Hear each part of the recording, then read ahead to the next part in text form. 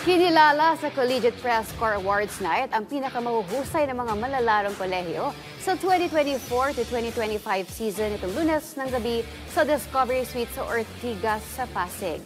Pinaka-namayagpag dito sina UAAP Volleyball star Bella Belen at NCAA. Para po sa detalye, narito ang report ni Rafael Bandayren. Sa lahat ng mga bituing nagdaluhan sa taunang Collegiate Press Corps Awards Night, pinakamakinang sa gabing iyon sina Bella Belen at Clint Escamis. Napasakamay ni Belen ng National University ang UAAP Women's Volleyball Player of the Year matapos muling pangunahan ang Lady Bulldogs sa panibagong kampyonato noong season 87. I'm very happy kasi na-recognize yung talent ko.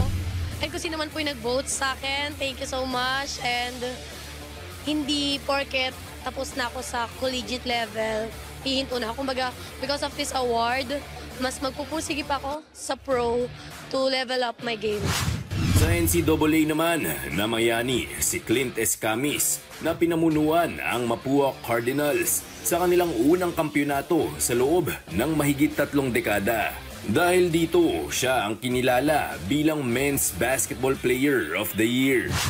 Sobrang honored ako, sobrang blessed ako to be part of, sabi nga nila, creme de la creme, one of the best in college. Nakaka-humble lang yung mga gantong moments. Just wanna makes you motivate na to strive for more. Kasaysayan din ang naitala ngayong taon matapos unang beses na kilalanin ng CPC ang sport ng football. Ayon sa Pangulo ng organisasyon na si John Brian Ulanday, simula pa lamang yan ng patuloy na paglawig ng naturang awards night.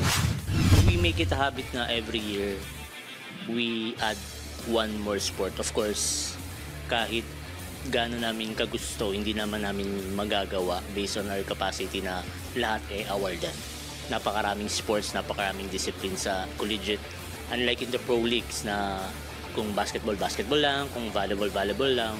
Sa collegiate, as in, ang daming discipline. So, one at a time, we started with basketball.